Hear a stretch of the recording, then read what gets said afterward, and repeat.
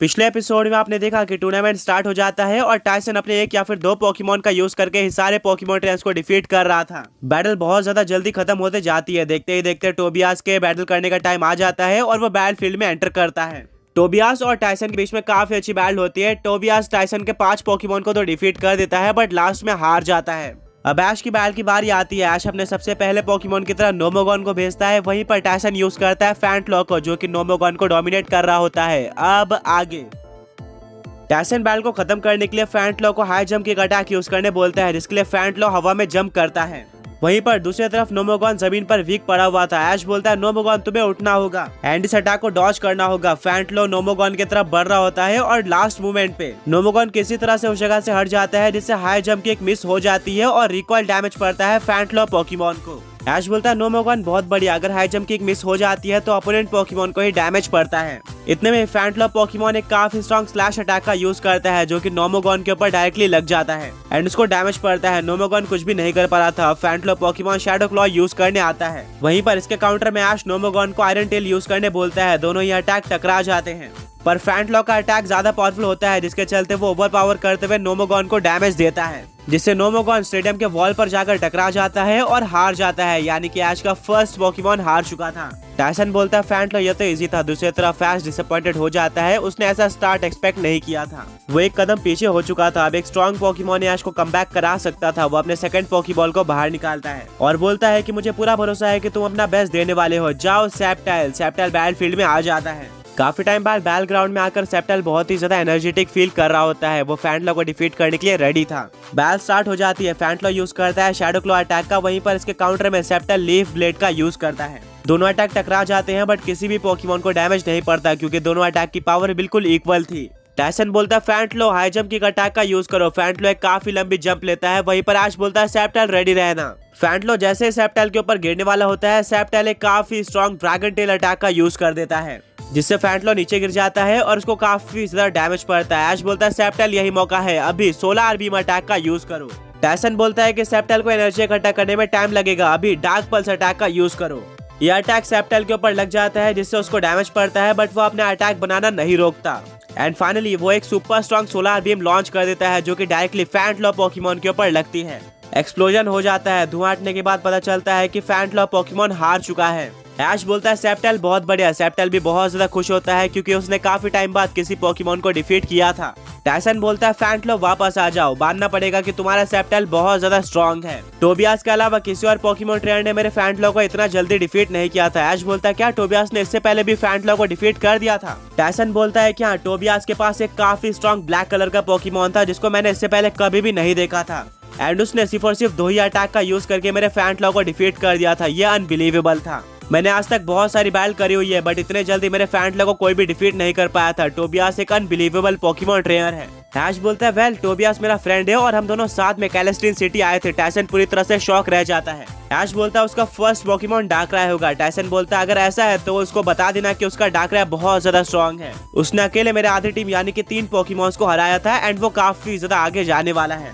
ऐश पूरी तरह से शॉक्ड रह जाता है। टायसन बोलता है कि अब बातें बहुत ज्यादा हो चुकी है एंड वो अपना सेकंड पोकेमॉन निकालता है। वो बोलता है कि तुमने फैंटलॉक को तो इजीली डिफीट कर लिया है, बट अब इस पोकेमॉन का सामना करो। जाओ 4 सेकंड बैटल फील्ड में आ जाता है, जो कि बहुत ही ज्यादा खतरनाक और स्कैरी पोकेमॉन दिख रहा था।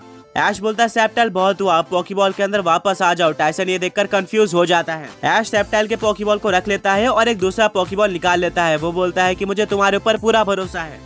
जाओ चार्जार्ड। यानी कि ये बैटल 4 सेकंड पोकेमॉन और चार्जार्ड के बीच में होने वाली थी।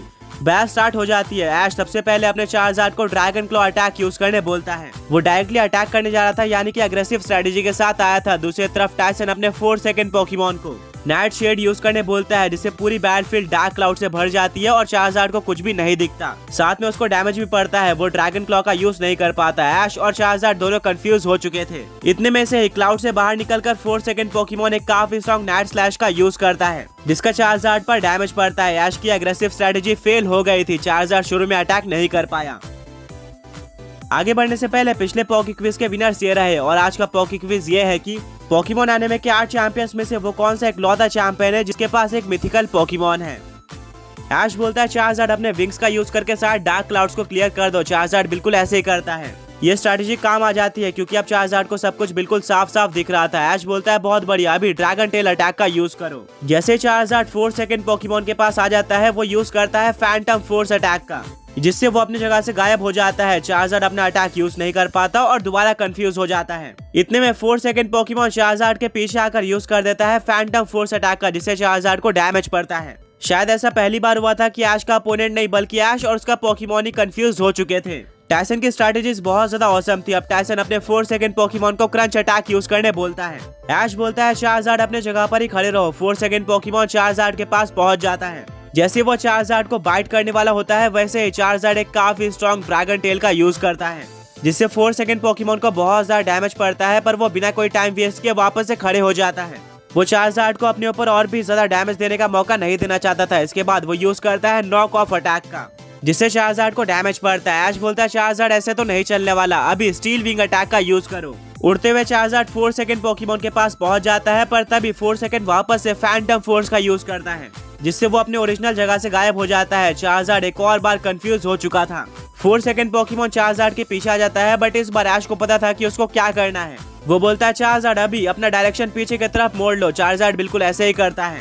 4 सेकंड और टाइसन दोनों ही पूरी तरह से शॉक रह जाते हैं, बट 4 सेकंड फैंटम फोर्स का यूज कर देता है, जो कि स्टील विंग के साथ टकरा जाता है और एक बहुत ज्यादा बड़ा एक्सप्लोजन होता है, जिससे हर तरफ धुआं हो चुका था। चार्जार्ड अपने विंग्स का यूज करके पूरा धुआं क्लियर कर देता है और देखने को मिलता है कि दोनों ही पोकेमॉन्स अभी भी बैटलफील्ड पे खड़े हुए हैं, यानी कि ये फाइट इतने जल्दी तो खत्म नहीं होने वाली थी। 4 सेकंड पोकेमॉन यूज करता है शैडो क्लॉ अटैक का। काउंटर में चार्जार्ड ड्रैगन क्लॉ का यूज करता है। दोनों ही अटैक टकरा जाते हैं, बट ऐश के चार्जार्ड का अटैक ज्यादा पावरफुल साबित होता है, जिससे 4 सेकंड पोकेमॉन को डैमेज पड़ता है। ये बैटल बहुत ही ज्यादा अमेजिंग हो रही थी। तभी टाइसन अपने 4 सेकंड को मेगा किक यूज करने बोलता है, जो कि डायरेक्टली चार्जार्ड के ऊपर लग जाता है और चार्जार्ड को डैमेज पड़ता है। दोनों ही पोकेमॉन्स एक दूसरे को डैमेज देते जा रहे थे, बट कोई भी हार मानने को तैयार नहीं था। दोनों ही पोकेमॉन्स की ड्यूरेबिलिटी बहुत ही ज्यादा औसम थी। चार्जार्ड ड्रैगन क्लॉ और ड्रैगन टेल जैसे अटैक्स का यूज करता है, वहीं पर इसके काउंटर में 4 सेकंड पोकेमॉन शैडो क्लॉ और शैडो बॉल अटैक का यूज करता है। दोनों ही पोकेमॉन्स एक दूसरे को डैमेज देते हैं। ऐश बोलता है चार्जार्ड अब मैं इस बैटल को और ज्यादा आगे नहीं बढ़ाना चाहता, अभी एक स्ट्रॉन्ग फायर ब्लास्ट अटैक का यूज करो, इसमें अपनी पूरी पावर लगा दो। चार्जार्ड बिल्कुल ऐसे करता है और वो एक बहुत ज्यादा बड़ा फायर ब्लास्ट क्रिएट करता है। टाइसन बोलता है 4 सेकंड पैनिक मत करो एंड अपने जगह पर ही खड़े रहना। फायर ब्लास्ट धीरे धीरे 4 सेकंड के पास पहुंचने वाला होता है। ये चीज ऐश के समझ से बाहर थी कि आखिर टाइसन ने 4 सेकंड को अपनी जगह पर खड़े रहने क्यों बोला है।